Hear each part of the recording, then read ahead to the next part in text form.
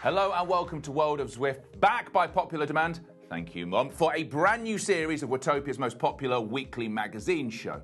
Our team have spent the holidays scouring the globe for stories of amazing teams, inspirational riders and all things Zwift, so let's take a little look at what's coming. We've got highlights of the first team time trial from the new ZRL season. Dave Toll and Hannah Walker, well, they join me to offer their verdict on the initial explosive action and look ahead to how the season might shape up. Something I'm very nervous about, as I'm joined live from the treadmill by comedy icon and marathon runner extraordinaire Eddie Izzard, who will be chatting about her current epic running challenge. Now, how do you win a UCI World Championship? That's the question that Ashley Pasio can answer as she tells us how she did it.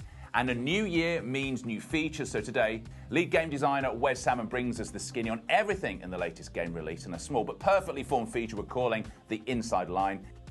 But first, a request for your finger. If you like what we're doing, well, what are you waiting for? Click on that little thumbs up below and like the video, click to subscribe to our channel and leave a comment with suggestions for what you'd like to see on the show. We would love to hear them. This week in the world of Zwift, team drops. Le Col hunted down Taylor Phinney. They hunted down Dame Sarah Story, Mike Tyndall, and nearly 600 Zwifters, all in the aid of Cure Parkinson's. Did they catch them? If you want to know that, watch it back right here on Zwift Live. And why not donate at the same time for a great cause? Spoiler alert, Taylor Phinney does the entire thing in a Hawaiian shirt whilst wearing sandals on a mountain bike. I am sold on that look. Absolutely sold.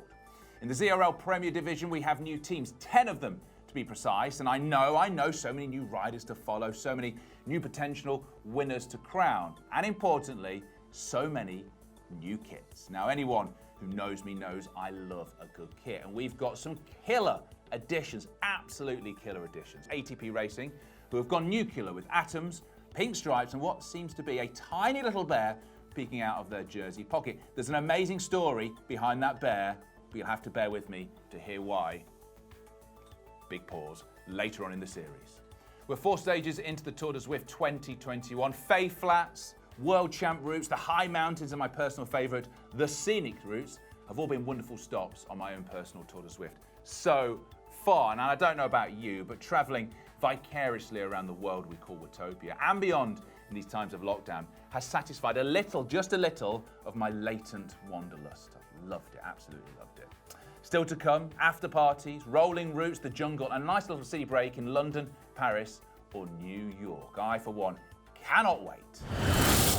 The ZRL, well, it's back with another 8 races for this second season, and we've already had 2 of those races. This week, the Cavalcade, well, it ventured to France for a single-lap team time trial along the flat and very fast RGV course. Did our new teams have the legs and skills to keep up with last season's top chrono dogs? Let's find out.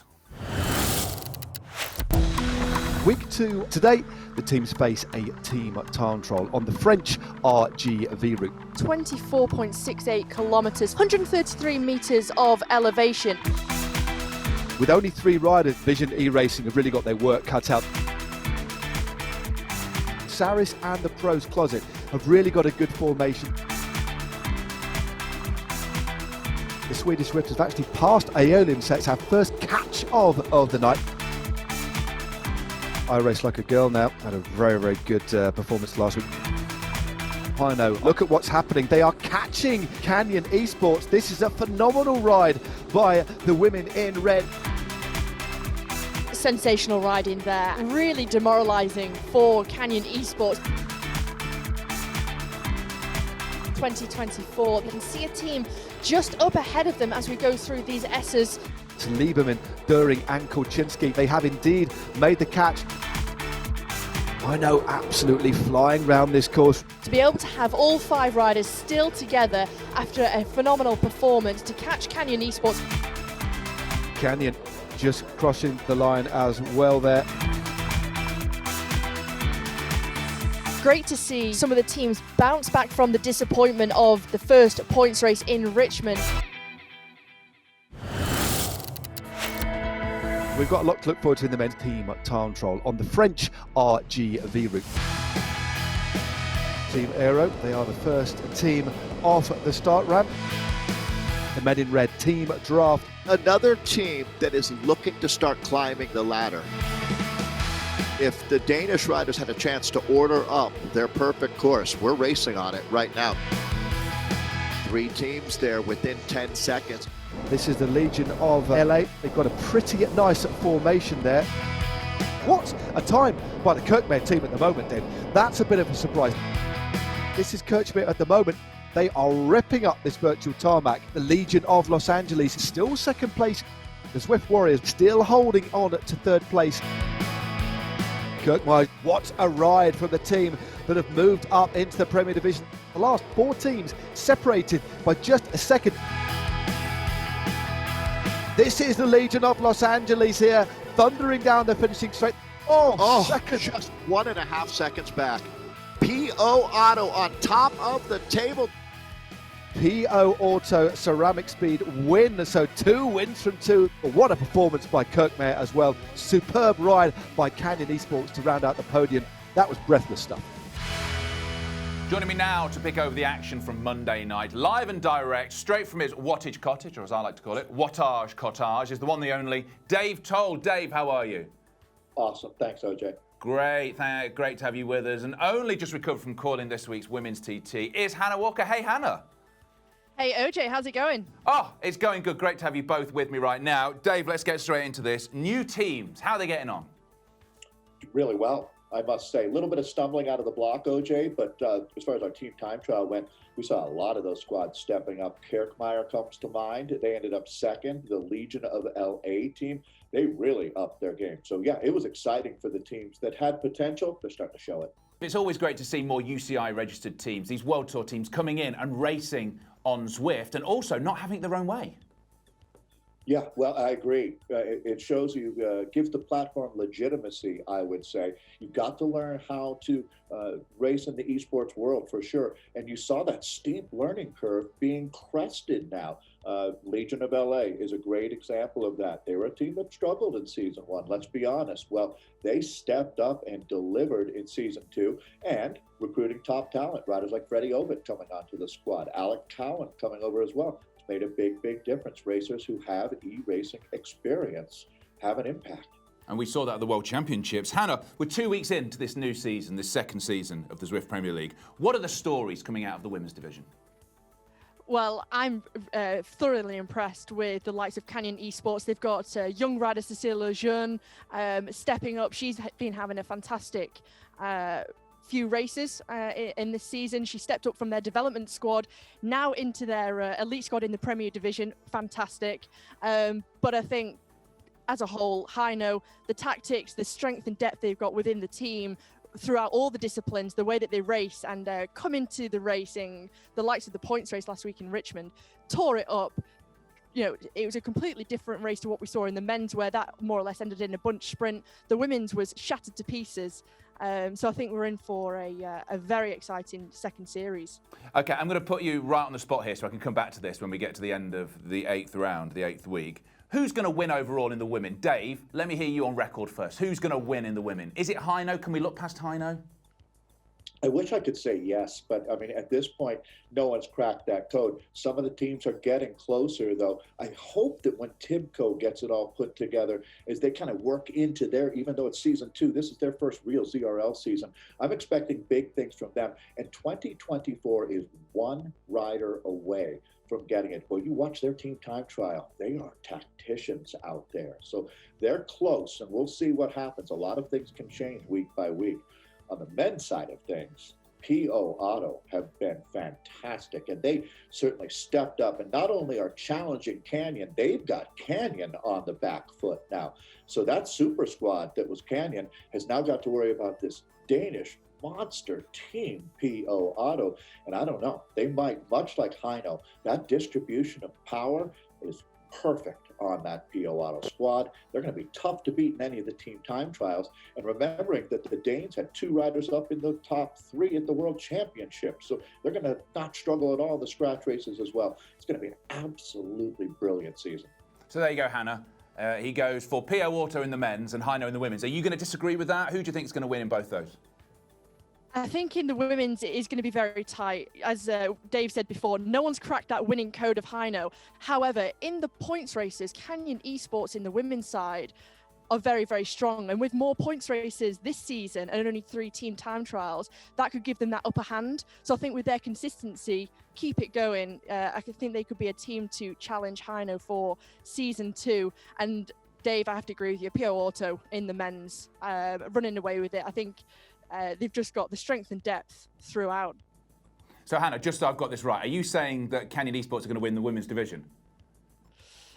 I think they could crack this one. They've got a good sports director in the car, the virtual car, let's say. So, let's see how they go on and if they can crack that code. It's going to be a fantastic, fascinating second season. Hannah, Dave, a pleasure as always. Thank you very much. Thanks, OJ.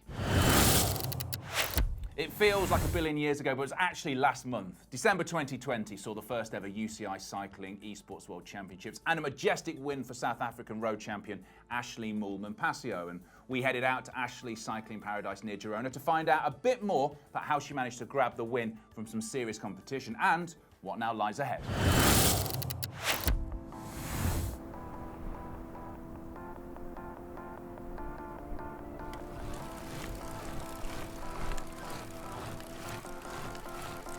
Training on Zwift and then racing on Zwift, over a period of time, I've really built up a lot of confidence. So, when I get on the start line of a Zwift race, I believe that I can win it, and that confidence definitely helps me to dig that much deeper. Elite racing on Zwift is really tough. You have to train on Zwift. You can't train out on the road and decide to race a race one week and expect to win it. You have to be willing to suffer. And if you don't start with the mentality that you're willing to suffer, then you are going to be dropped up the first climb. When I heard about the Zwift World Champs, immediately I was sold. It didn't take me long to make the decision that I was going to race. I had to get onto Zwift as soon as possible. I did route recons a couple of times, specific intervals in the game to prepare for it. It was mostly focused on VO2 max. I also did a couple of full gas efforts up the final climb so that I had a very good idea what time I was able to hold. I've always had a director, he's there during the race. We've come up with a game plan beforehand, and he's in the room helping me to make sure that I execute on the game plan. I felt really confident in all of the preparation and training that I'd done. I felt confident that I was going to be the fastest one up that final climb. I treated the Esports World Champs just like I would any other race. I ate my pre-race meal 3 hours before. I made sure I did a good warm-up. The most important sort of element of Zwift, which makes it tactical and different, is the power-ups, and understanding how to use the power-ups, when to use the power-ups, because timing is really important. Winning the Esports World Champs was pretty close, probably closer than what I'd expected. I was hoping to get a bigger gap, but with Sarah Giganti there right till the end, she made me work for it right till the line. And the confidence that I'd developed over the weeks leading up to it and the months before, having raced on Zwift, that really gave me the edge to dig that much deeper and to cross the finish line first. It's Ashley Pasio who takes the World Champions jersey. History made in Watopia. Committing to esports and the virtual world was really beneficial for me, because before I'd even raced any race on the road, I got multiple contract offers. I really built a lot of confidence, and I got that feeling again that when I line up on the start line of a Zwift race, I have so much confidence that I believe I'm unbeatable. And that confidence is what leads to success. And so having that experience on Zwift, it's now made me realize that, that's what's been missing from my road racing. I need to take that same confidence to the start of a road race and just feel that I'm totally unbeatable. Now, Zwift is a constantly evolving landscape, and the team behind the game are always tweaking, updating parts of the game, both big and small, to try and improve the experience for all us Zwifters. But it's not always obvious to me, for one, what changes have been made and when, or what they do for that matter. So I decided that it was about time we got someone in here who knew exactly what was going on in every new game release. Someone who knows what's going on under the hood, as it were. What's in the pipeline? Someone to give us the inside line. Someone like Mr. Wes Salmon, lead game designer. Wes, how are you? I'm doing good. How are you? I'm good, thank you very much. Excited to talk to you. So tell me, how did you end up in the wonderful world of Watopia? So back in 2015, I was working a job at Microsoft up in Seattle, and I was getting pretty weary with all the weather and the riding conditions during the winter. Seattle's great to ride in the summer, but 8 months of the year, it's pretty rough. So I found Zwift and instantly fell in love with it and made it my mission to find a way to move to Southern California and work for the company. So here we go. Here's the first question for you. With so many new Zwifters joining so quickly and the number of people Zwifting at the same time going up and up, I keep seeing these new record amounts. What are you doing to make sure the game can handle it so we all get that experience? So there's a lot of behind the scenes work happening to make sure that these large scale events like Tour de Zwift go off for all users without a hitch. We're one of the unique games where we have a massive user base that all land in the same spot in a world. Unlike other video games where they will segment out other worlds so that they can actually have users not have to see everyone else. For us in our mass start events, we find that tens of thousands of people will congregate into one starting pin and then leave at the same time. And that really ends up being the biggest bottleneck for us. So we're spending a lot of time figuring out the best way to make sure that riders in those starting positions can get a great experience for the first 2 to 5 minutes without frame rate drops and other hiccups, so that they can actually get the ride done without having other issues. So there's a lot of work happening on the server side to make sure that we're sending the right package to the right people who need to see which riders, but as well as the game client to make sure that the device it's running on is capable of rendering the people that we want to tell the user about. Okay, so here you go. Personal question to you, how was your training over the holiday periods? Was it good or bad? Did you keep it up? Terrible.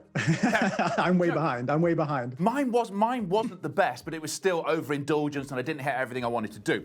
I did notice, though, that there are some of the new routes. There is a handy little bypass of the KOM and the Epic KOM. Tell me about these.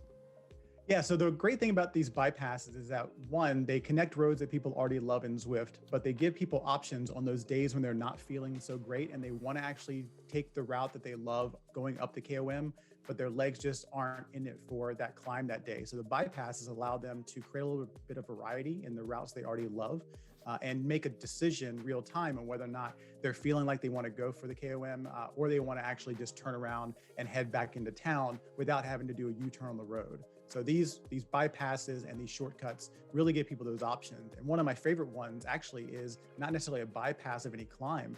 It is the Serpentine 8 bypass in the Mayan jungle, because now you've got a lot more options to ride in the dirt. Now, there's something else that's big. I keep seeing it, part of the future works. Steering. I love the steering idea. I've yet to actually get a device so I can steer my bike, but talk me through the steering and what the future is with that. So steering has been a great adventure for us from the FutureWorks perspective. When we first launched it in Eurobike a few years ago, we were using a steering device based on your phone. We were using accelerometers on your phone. And we did that to learn. We wanted to figure out what type of steering system we would need to make steering in Zwift feel great. So we built Repack Ridge. We released the Zwift Companion update so that you can steer with your phone. And we got a ton of great feedback. So now we have hardware that allows you to have a much better feel for where your steering is going to take you on the road. But we're also adding steering to other things. Like, for instance, in this upcoming release, the Wahoo Kicker bike will support steering, which is going to be a really great improvement for all those users. And we are planning on providing steering and upgrading steering in a way that hopefully makes Zwift steering feel a little bit like it would feel in the real world, knowing that you can never really get that true visceral steering feel because you don't lean indoors, hopefully. I've seen a lot of people talking about the steering coming out, that in races, they're being able to take much better lines when they're going around corners. It's helping them in races, the steering is. Oh, it's an amazing piece of tactics where you can line up a position in the pack and then make your plan to hit the apex of a corner before someone else does and get that extra 2 or 3 meters out in front to make your breakaway stick. Those are the racecraft that people that come from outdoor racing really love, that we're really trying to bring into Zwift through steering.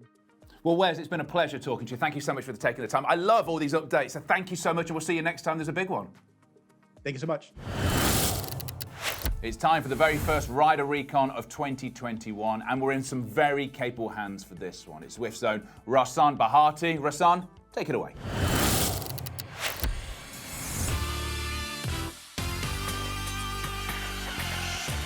Welcome to ZRL race number 3.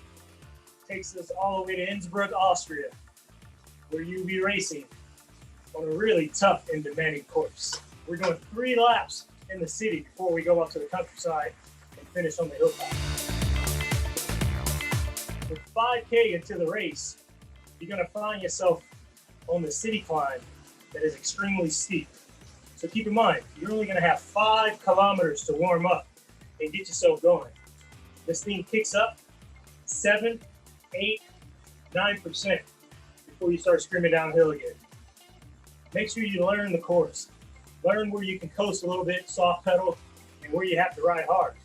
Specifically, positioning before the front of that climb that takes you up through the city. Short, but steep. And you can really lose yourself there.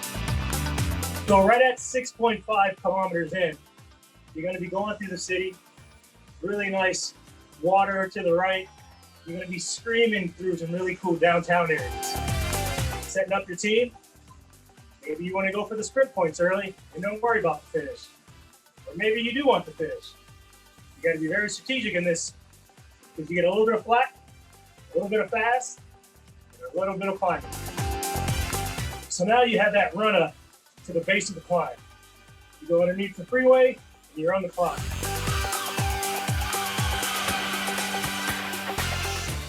A lot of people are going to be excited. They're going to take off. They're going to feel really good. Don't worry about it. Just stay in contention. Don't use too much energy. I don't see anyone making it from the bottom to the top solo. So now we're halfway through the climb. Only about 4 kilometers to go. And if you're a rider like me, that's not a pure climber, you can get over some small hills and sprint a little bit. It's important you don't have these surges. So what I like to do is find a gear that's very comfortable, get on the tip of the side a little bit, and just keep the pressure on. Your goal is to make it to a point where you know you can finish. Sometimes that's 2K for some people. Sometimes it's 1K. For others, it's 200 meters. That'll be me.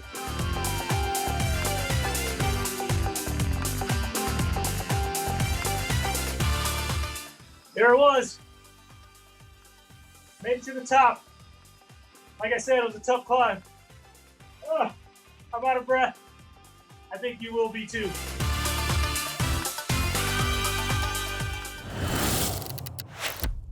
Next up, I have a very special guest for you, a British comedy legend, actor, writer, activist, and marathon aficionado. She is currently in the middle of an epic challenge, 31 marathons in 31 days, all to raise money to make humanity great again. Coming to us live from the treadmill is Eddie Izzard. Eddie, how great is humanity today?